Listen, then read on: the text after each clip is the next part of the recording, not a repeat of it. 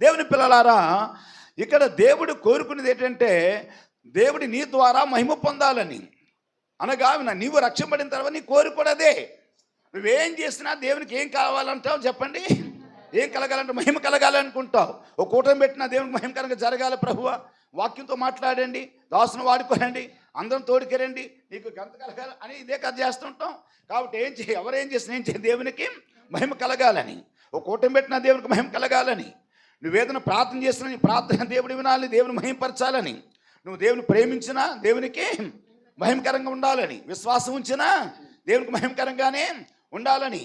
ఏది అడిగినా దేవునికి మహిమపరచడానికి నువ్వు పొందిన దాన్ని బట్టి దేవుణ్ణి మహిమపరచాలని. నువ్వు కానుకిచ్చినా ఏం కలగాలని? దేవునికి. అందుకని నీ గొప్ప మన గొప్ప రావాలని కాదు. అలాగే ఎప్పుడు ఎవరు మన సంఘాలు ఎవరు అనుకోరు, అలాగ అనుకుంటారా? ఎంత వేలు దేవునికి, లక్షల మంది దేవునికి ఇచ్చినా కానీ దేవునికి మహిమ కలగాలి తప్ప మన గొప్పతనం ఏది కూడా ఉండకూడదు. కాబట్టి నువ్వు కానుకిచ్చిన దేవునికి మహిమ కలగాలని. నువ్వు బ్రతుకు జీవితంలో జీవిస్తున్నా ఏం కలగాలని? దేవునికి మహిమకరంగా ఉండాలి, సాక్ష్యం బాగుండాలి. సాక్ష్యం బాగుంటుందంటే దేవునికి మహిమ తెస్తున్నామని. కాబట్టి ఏమి చేసినా దేవునికి మహిమ కలగాలని. దేవుని స్తోత్రం కలుగునుగాక. దేవుడు కూడా అదే కోరుకుంటున్నాడు. అయితే ఈ సమయంలో నేను చెప్పబోయే భాగంలో పిల్లలు ఏం చెప్పండి, మనము ఫలించాలని దేవుడు కోరుకుంటున్నాడు. నువ్వు ఫలించాలని దేవుడి కోరిక అదే. ఎందుకు ఫలించాలి? ఆయనకు మహిమ కలగాలని. నీవు ఫలించడం వలన దేవునికి మహిమ. నేను ఫలిస్తే నా ఏంటి అనుకుంటావు? నీవు ఫలించడం నీకు మేలు. నీకంటే నువ్వు ఫలించడం వలన తండ్రి అయిన దేవునికి మహిమ, ప్రభు అయిన యేసుక్రీస్తు వారికి మహిమ కలుగుతుంది. కనుక పిల్లారా, ఎంతమందికి ఆశంతో ఒక్కసారి దృష్టించండి. ఇప్పుడు దేవుడు మహిమపరచాలి. నువ్వేం చేసి నీ జీవితంలో, నీ బ్రతుకులో, ఏమండి, నీ యొక్క పిల్లార కార్యక్రమాల్లో, నీ కుటుంబంలో, నీ యొక్క నడవడికలో, నీ యొక్క జీవితంలో దేవునికి మహిమ కలగాలి. మహిమకరంగానే పిల్లార జీవించాలి, మహిమకరంగానే నువ్వు ఉండాలి. అయితే మహిమ కలగాలని అంటే ఒక్కటి నువ్వు చేరేంటి? దేవుని కొరకు నువ్వు ఫలించాలి. నువ్వు ఫలించడం వలన దేవునికి చెప్పండి మహిమ కలుగుతుంది. ఎప్పుడు ఫలించట్లోనే కాదు, అక్కడ ఉంది బహుగా. నువ్వు బహుగా ఫలించడం వలన దేవునికి మహిమ కలుగుతుంది. దేవునికి స్తోత్రం కలుగునుగాక. చెప్పాలి హల్లెలూయా, హల్లెలూయా, హల్లెలూయా. దేవునికి బహుగా ఫలిస్తున్నారంట. యు బేర్ మచ్ ఎవరిని ఫ్రూట్ అని చెప్పబడింది. అంట యు బేర్ మచ్ ఫ్రూట్ అంటే నువ్వు ఎక్కువగా అధికముగా ఫలించడం వలన, నువ్వు బహుగా ఫలించడం వలన దేవునికి మహిమ కలుగుతుంది. దేవునికి మహిమ. పిల్లారా, దేవునికి మహిమ కలగాలని అందరూ కోరిక కలిగి ఉండాలి. అందరూ అదే ఉద్దేశం కలిగి ఉండాలి. అందరూ ఆ జీవితం జీవించడానికి ఈ దయచేసి వాక్యం అంటే మీరు ఒక మంచి సమర్పణ కలిగి వినాలి. సమర్పణతో సమర్పించుకొని ఆ జీవితం ఇంతవరకు జీవించిన జీవితం కంటే ఫలింపు కంటే మరొక ప్రారం మెట్టికి పైకెక్కి మీరు ఫలించాలని దేవుడు కోరుతున్నాడు. దేవుని స్తోత్రం కలుగునుగాక. హల్లెలూయా. ఫలింపు అంటే దేవునికి ఇష్టంరా. ఫలించే జీవితం అంటే దేవునికి చాలా ఇష్టం. కాబట్టి దేవుడే కోరుకున్నాడు. ఇక్కడ యేసుప్రభువు ఏం చెప్తున్నారు? మీరు ఇప్పుడు నేను చెప్పబోయేది ఏంటంటే, ఏమండి, మన బహుగా ఫలించడం వలన దేవునికి మహిమ కలుగుతుందని. అనగా మీరు బహుగా ఫలించడం వలన దేవునికి మహిమ వస్తుంది. అది బహుగా ఫలించుట దేవునికి మహిమ కలుగుట అనే అంశం మనకు అర్థమవుతుందా? రైట్. కనుక ఫలించడం వలన దేవునికి మహిమ, అంతే ఒక మాటలో చెప్పాలంటే. అందువలన పిల్లారా, ఈ మహిమ, ఈ ఫలించాలని కోరిక నీ కోరిక నా కోరిక కాదు, దేవుడే కోరుకున్నాడు. మరి దేవుని ఉద్దేశం చేస్తావా, నీ ఉద్దేశం చేస్తావా అని చెప్పండి. దేవుని చిత్తం చేస్తారా, మనం చిత్తం చేద్దామా? దేవుని చిత్తం. అయితే దేవుని చిత్తం ఏంటంటే మీరు బహుగా ఫలించాలని. అది దేవుని మాట. దేవుడు కోరుకున్నాడు, దేవునికి ఇష్టం. ఆదిలోంచి కోరుకు, ఇప్పుడే కాదు, ఆదిలో నుండే కోరుకున్నాడు. ఒకసారి చదవండి ఆదికాండము 9వ అధ్యాయము 1వ వచనం చూడండి. దేవుడు జలప్రళయ టైంలో నోహుతో మాట్లాడుతూ అక్కడ కూడా అంటాడు, అతని కుమారులను ఆశీర్వదించి అది మీరు ఫలించి అభివృద్ధి పొంది భూమిని నింపుడి. దేవుని స్తోత్రం చెప్పండి. హల్లెలూయా. ఇక్కడ కూడా ఏం కోరుకుంటున్నాడు? ఆదిలో మనుషులు ఏం చెప్పాడు? దేవుడు ఆజ్ఞ ఏంటి, లేక దేవుని చిత్తం ఏంటి అక్కడ? నోహు కాదు, ఇదంతా అయిపోయింది కాదు, ఇప్పుడు మీరున్నారు. మీరేం చేయాలో తెలుస్తా? మీరు భూమి మీద నోహు కుమారుడికి ఆజ్ఞాపించాడు, మీరు ఫలించి అభివృద్ధి చెందమన్నాడు. ప్రాస్పారిటీ ఆయనకు అభివృద్ధి చెందాలి. మీరు అభివృద్ధి చెందితే ఫలిస్తారు. మీరు ఫలిస్తే అభివృద్ధి చెందుతారు. ఫలిస్తున్నావనంటే నీ జీవితం ఫలించేటప్పుడు ఎలా ఉంటుంది? అభివృద్ధిలోకి వస్తావు అన్నమాట. నువ్వు దేవుని కొరకు ఫలిస్తే, ఆత్మీయంగా ఫలిస్తే, నువ్వు దేవుని యొక్క చిత్త ప్రకారంగా ఫలింపు కోరుకుంటే నువ్వు అభివృద్ధిలోకి వస్తావు. నువ్వు అభివృద్ధిలోకి వస్తున్నావు అని అంటే నీ జీవితం ఫలిస్తుంది అని అర్థం. అక్కడ దేవుడు చెప్పాడు, ఫలించి మీరు అభివృద్ధి చెందండి. మీరు అభివృద్ధి చెందడానికి మీరు ఫలించండి. రెండు లింక్ అన్నమాట. కనుక పిల్లలు ఈరోజు నువ్వు ఫలించలేకపోతున్నావు అంటే అభివృద్ధికి రావటం లేదని. నువ్వు అభివృద్ధికి రావటం లేదంటే నువ్వు దేవుని కొరకు ఫలించటం లేదని. వాక్యం అంటే నువ్వు మనసు సమర్పించుకుని గ్రహింపొస్తాను వెంటనే దేవుని కొరకు పరితాపం చెందో, పశ్చాత్తాపడం, దేవా నా జీవితం ఎలా ఉంది, ఇంతవరకు నేను ఫలించలేదు. చాలా చాలా విషయాలు మీకు చెప్పాలి. కాబట్టి మనం టైం ప్రారంభం ఇప్పుడు 8:30 వరకు కదా, 8:30 వరకు. అవసరతకి 5-10 నిమిషాలు అటు ఇటు అయినా పర్వాలేదు, ఓకేనా? 8:30కి ముగిస్తాను, ఒక 5 నిమిషాలు అటు ఇటు అయినా ఓకే. దేవుని స్తోత్రం చెప్పండి. కనుక ప్రియ దేవుని బిడ్డలారా, కాబట్టి మీరు ఫలించాలని కోరుకుంటున్నాడు దేవుడు. ఫలించడం వల్ల అభివృద్ధి చెందుతావు. ఫలించకపోతే వచ్చే నష్టం కూడా ఉంది. నువ్వు జీవితంలో ఫలించకపోతే ఆత్మీయంగా ఎదగలేవు. ఆత్మీయంగా ఎదగకపోతే శారీరకం కూడా నువ్వు కోల్పోతావు. శరీర జీవితం కూడా నీకు అనుకూలంగా ఉండదు. నువ్వు అనుకున్న కార్యాలు నీకు జరగవు. ఎందుకనంటే నీలో ఫలింపు లేదు, ఆత్మీయంగా ఫలింపలేదు. పునాది బలం లోపల ఆత్మీయంగా దేవుని కొరకు వెతుకుదల లేదు. కాబట్టి అందులో ఫలించాలి. ఫలించకపోతే దేవుడి ప్రారంధాన్ని తీసివేస్తుంది. మీరు చదువున వచ్చిన చెప్పారు చూడండి, ఫలించే జీవితం అని చెప్పాడు. ఇది ఇక్కడ యేసు ప్రభువు చెప్పారు. దేవుడు ఆది యందు నోహకాలం చెప్పిన మనం చూస్తూ ఉన్నాం. మరొక వచనం కూడా చూస్తే మత్తయి సువార్త 3వ అధ్యాయంలో అక్కడ కూడా మనం చూస్తే ఒక మంచి మాట కనిపిస్తుంది. 7వ వచనం చదవండి. అది మారు మనసుకు తగిన ఫలము ఫలించుడి. అదే చదవండి. 7వ వచనం చదవండి రా కింద. అది అక్కడి నుంచి చదవనా?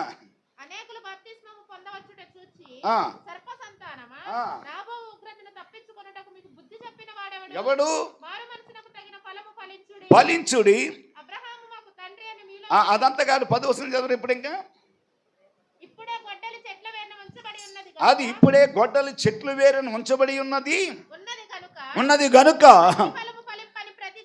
అది మంచి ఫలము ఫలింపని ప్రతి చెట్టును నరకబడి అగ్నిలో వేయబడును. ఇది భయంకరం ప్రియులారా. స్తోత్రం చెప్పడం కాదు ఇక్కడ, స్తోత్రం చెప్పడం కాదు, గ్రహించండి. ఇక్కడ ప్రియులారా, మీరు దేవుని ప్రతిదానికి హల్లెలూయా కాదు, అక్కడ ఏం చెప్పాలి ఏం చెప్పకూడదు మనం గ్రహించాలి. దేవుని ఘనమైన మాట, మహిమగల మాట, మనకు దీవెనకర మాట, ఇంకా దీవించబడ్డావన్న మాట వచ్చినప్పుడు స్తోత్రం చెప్పడం ఘనంగా చెప్పాలి. ఇలాంటి భయంకర విచారణ సంగతులు వచ్చినప్పుడు ఆలోచించాలి. ఆలోచించి ప్రభువాని పరితాపించే దేవుని కొరకు జీవిత సమర్పణ చేయాలి. అందుకని ప్రతిదానికి హల్లెలూయా స్తోత్రం చెప్పడమే కాదు, మనం చెప్పాలి అన్ని విషయాలను దేవుని మహిమకరంగా. సరే గమనించండి. ఇక్కడ ప్రియ దేవుని బిడ్డలారా, ఇక్కడ యోహాను చెప్తున్నాడు. యోహాను బాప్తిసం ఇస్తున్నప్పుడు యూదయ ప్రాంతం వారు, యెరూషలేము వారు, ఆ యోర్దాను నదీ ప్రాంతం వారు అందరూ వచ్చి బాప్తిసాలు పొందుతున్నారు. అక్కడికి ఎవరు వచ్చారంటే శాస్త్రులు, పరిసయ్యులు వచ్చారు. మాకు బాప్తిసం ఇవ్వండి, మేము బాప్తిసం పొందుతామంటున్నారు. వారు తెలుసు, గ్రంథాలు తెలుసు, ఏర్పడి కానీ అనుసరించరు, దేవుని చిత్తము చేయరు. చాలా మంది ఇప్పుడు కూడా మాకు బైబిల్ అంతా తెలుసు, మాకు వాక్యం అంతా తెలుసు, మేము ఎప్పటి నుంచో మేము క్రైస్తవులు, ఎప్పటి నుంచో మేము ఇలాగా ఏమండి సింగనాథం జీలకర్రని ఇలాంటివి చెప్తారే తప్ప, చెప్పండి దేవునికి ఇష్టంగా జీవించిన అలాంటి వారు దేవునికి అవసరమో లేదు. ఎందుకో తెలుసా? నువ్వు ఫలించలేనప్పుడు, దేవుని మహిమ తేనప్పుడు, నీకు అభివృద్ధి లేనప్పుడు పునారా అది నీకు ప్రయోజనము లేదు. కాబట్టి అవసరం లేదంటాడు. కాబట్టి అంటానికి యోహాను ఖచ్చితంగా చెప్పేస్తున్నారు, నీకు రాబోయే ఉగ్ర శాస్త్రులు, పరిసయ్యులారా, రాబోయే ఉగ్రతను తప్పించడానికి మీకు బుద్ధి చెప్పిన వాడు ఎవడు అడుగుతున్నాడు. ఎక్కడ రాబోయే ఉగ్రత తప్పి వచ్చారా? మీకు అసలు ఈ బుద్ధి చెప్పిన వాడు ఎవడు? మీకు ఎందుకు ఇలాంటి ఆలోచన? మీరు అనుసరించనే వాక్యం అనుసరించరు, దేవుని మహిమపరచరు, ఇష్టానుసారం జీవిస్తారు. మీరు అందరు ఇష్టాన్ని జీవించి మీరు నాశనం అయిపోవడానికి మీరు జీవిస్తున్నారు తప్ప ఎందుకు ఇలాగని చెప్పి అప్పుడు అక్కడ ఫలితం చెప్తున్నాడు. ఇదిగో చెట్లు ఏరునిప్పుడే గొడ్డలి నాటబడి ఉన్నది, ఫలించని ప్రతి చెట్టును నరకబడి అగ్నిలో వేయబడిను. భయంకరం అది. కాబట్టి ఆ చెట్లు మీరే. కాబట్టి ఇప్పుడు మీరంటే నాకు అక్కడ చెప్తున్నాను, యోహాను భక్తుడు మీరే. ఇప్పుడు మీరు ఫలించకపోతే మీరు ఏమవుతారు? నరకబడి అగ్నిలో వేయబడతారన్నాడు. కాబట్టి ఫలించిన ప్రతి చెట్టును నరికేస్తాడు దేవుడు, తీసేస్తాడు. యేసు ప్రభువు అదే చెప్పారు మనం యోహాను సువార్తలో. ఎవరైనా చెప్పండి, ఇదిగో మీరు మంచి బహుగా ఫలించుడి, ఫలించడం వలన తండ్రి మహిమ పొందుతున్నాడు. మీరు ఎప్పుడు ఫలిస్తారంటే నా యందు మీరును మీ యందు నా మాటలు నిలిచి ఉన్నప్పుడు మీరు ఫలిస్తారు. అయితే నాకు వేరే ఉన్న తీగలు ఎండిపోతాయి, ఫలించరు. ఫలించిన ఎండిపోయినప్పుడు వాటి మనుషులు తీసుకుని వీళ్ళు ఏం చేస్తారు, అగ్నిలో పడవేసి వాటిని కాల్చి వేస్తారు అన్నాడు. చూసారు అక్కడ, అగ్నిలో పడి కాల్చి వేస్తారన్నాడు. దేవుని పిల్లలారు, ఇక్కడ మీరు బహుగా ఫలించకపోతే నరకబడి అగ్నిలో, పిల్లలారు ఇక్కడ గమనించాలి, ఫలించని ప్రతి తీగనే తీసివేస్తాడు. ఫలించని తీగని, ఫలించే తీగను మరింత ఫలింప చేయాలని దాని కొరకు పనికిరాని తీగలను ఏం చేస్తున్నాడు, తీసివేస్తున్నాడు. పిల్లలారు ఇక్కడ గమనించాలి, దేవుని పిల్లల స్త్రీలైన పురుషులైన పిల్లలైన పెద్దవారైన వృద్ధులైన ఎవరైనా సరే, నీ జ్ఞానం ఉన్నా లేకపోయినా సరే వాక్యం వింటే జ్ఞానం నీకు వస్తుంది. వాక్యం విన్న తర్వాత నువ్వు ఫలించడం నేర్చుకోవాలి. ఫలించే జీవితం బాధ్యత నీది.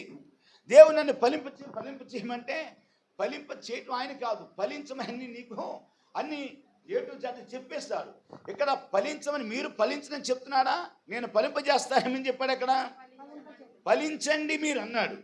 దేవుడు కూడా నోహకు చెప్పినప్పుడు మీరు ఫలించి అభివృద్ధి పొందండి అన్నాడు కదా. అంటే బాధ్యత ఎవరిది, మనదే.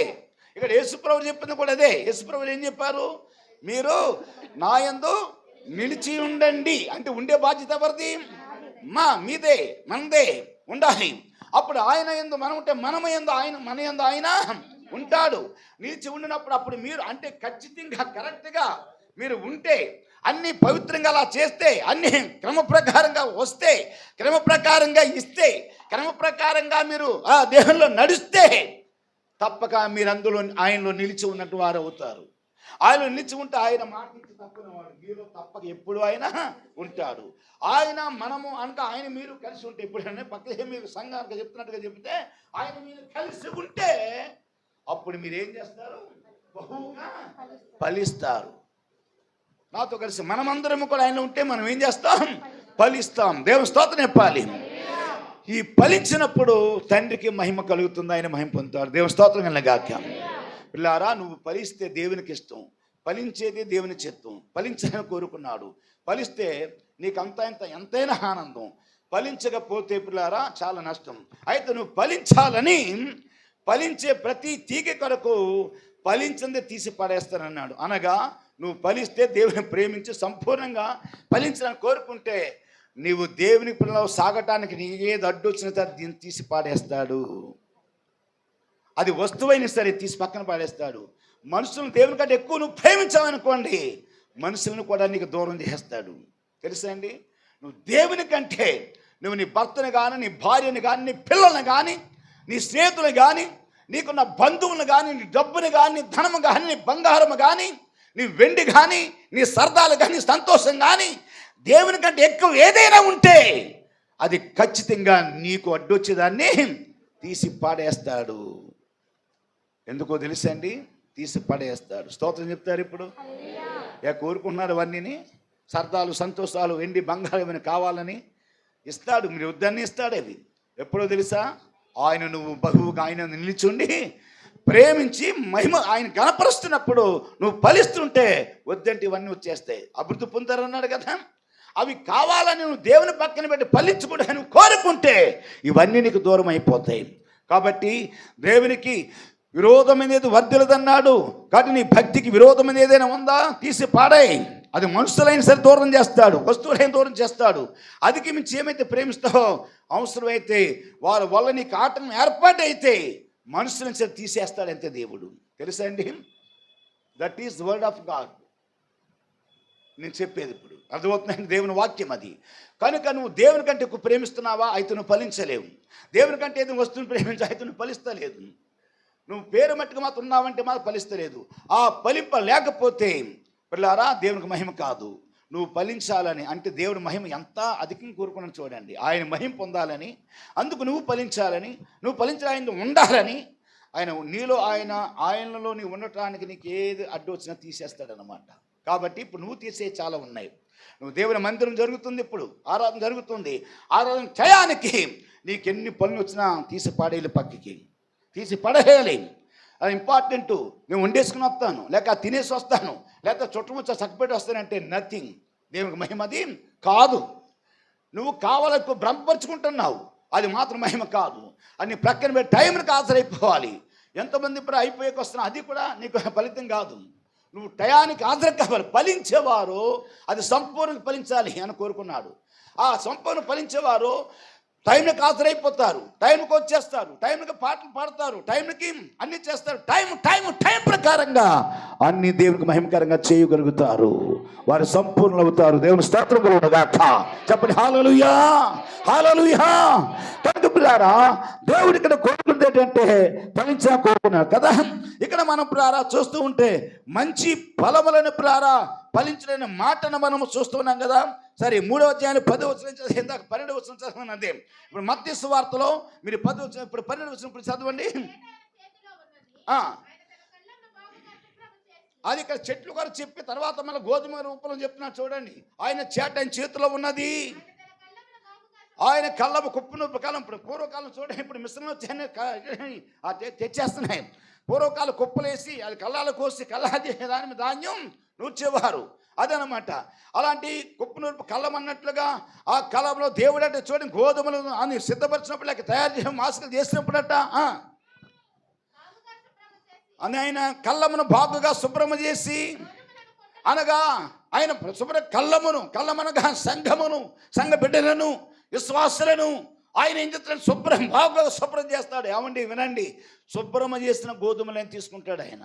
శుభ్రంగా గోధుమలని, గట్టి గోధుమలని, పొల్లు గోధుమలు కాదు, పొల్లుగాయ కాదు, పొల్లుగా అవసరం లేదు. అట్లా చెప్తున్నాను. ఇప్పుడు సూత్రకి చదువురు కానీ ప్రహార గోధుమలను, కళ్ళములో అన్న గోధుమ గట్టి గింజలను ఆయన కొట్టులో పోసి ఆరని అగ్నితో పొట్టును కాల్చివేయును. ఎవరండి పొట్టు? ఎవరండి పొట్టు? అది మనుషులే. ఇప్పుడు పొల్లిగాయ కొరకు లేదా పొట్టు చెట్లు కొరకు చెప్పారనుకుంటున్నారా? ఆ చెట్లు ఎవరండి? అక్కడ నరకబడ్డ చెట్లు ఎవరు? ఫలించని చెట్టు అని ఫలించని విశ్వాసులు. మరి పొట్టు ఎవరండి? ఫలించని ఏమండి విశ్వాసులు. విశ్వాసులు అంటారు, ఫలించని అవిశ్వాసులు అంటారు వారిని. అవిశ్వాసకి ఎవరి వాక్యం ఎక్కదు, భక్తి ఎక్కదు, ప్రార్థన ఎక్కదు, సంఘము అసలు ఇష్టం ఉండదు, దైవజనులు పేర్లు పెట్టే పని ఉంటారు. వాళ్ళు ఎవరు? అవిశ్వాసులు. నీ బ్రతుకు అలాగే ఉందా? పేరు స్థితికి వచ్చా పక్క వారికి పేర్లు పెడుతున్నావా? నీ సహోదరు పేర్లు పెడుతున్నావా? నీ సంఘంలో నీ వారికి పేర్లు పెడుతున్నావా? నీ వాక్యం వినేసి ప్రహారా ఏమండి నీ తండ్రికి పేర్లు పెట్టాడుగా తయారవ్వవా? నీ కుటుంబంలో నీ తల్లిదండ్రుని పిల్లారా పేరు పెట్టి వారికి పేర్లు పెట్టి కన్నీ పెంచని చేతి పేర్లు పెడతారా? వాళ్ళకి పేర్లు పెడితే నువ్వు సరైన కుమారుడువు కాదు. సంఘములు కూడా అంతే. నువ్వు పేర్లు పెట్టే పరిస్థితికి ఎదుగుతున్నావనంటే నీలో ఫలింపు లేదు, వాక్యము లేదు, పరిశుభ్రత లేదు, పరిశుద్ధత లేదు. నీవన్నీ ఉన్నాయని అనుకుంటున్నావు కానీ తొలగిపోతున్నాయి. పుల్లుగా అయిపోతున్నావు. పుల్లుగాయలు అయిపోతే అక్కడ పుల్లుగాయని ఏం చేస్తారంటే మామూలు అగ్నితో కాదట, ఆరని అగ్నితో. అది నరకం అన్నారు. చదవద్దు. మార్కు సువార్త 9:48 మనం చూస్తాం. ఎవరి నరకమున వారు పురుగు చావదు, అగ్ని ఆరదు. ఆ ఆరని అగ్ని ఇదే. ఆ పుట్టిని కాల్చడం అంటే ఎవరి అవిశ్వాసులు, దుష్టులు, దుర్మార్గులు, ఎవరి లోకంలో తిరుగులాడుతున్నవారు, సంఘానికి రానివారు, వచ్చి అటు ఇటు ఉంటున్నవారు, క్రియలు బాగుండవు కానీ ఆ స్థితి బాగుండదు, జీవితం బాగుండదు, అన్ని రకాల నాశనం అయిపోతుంటారు. అలాంటి వారు పేరు మటుకు వచ్చి ఏ పక్క వారిని భక్తులను చేరుపుతూ ఉంటారు. కూర్చుని వాక్యం విన్నవరు ఏదో మాట్లాడుతుంటారు. జాగ్రత్త పిల్లార. సంఘంలోకి వచ్చినప్పుడు నీ ప్రవర్తన చాలా జాగ్రత్తగా ఉండాలి. తెలిసే అండి.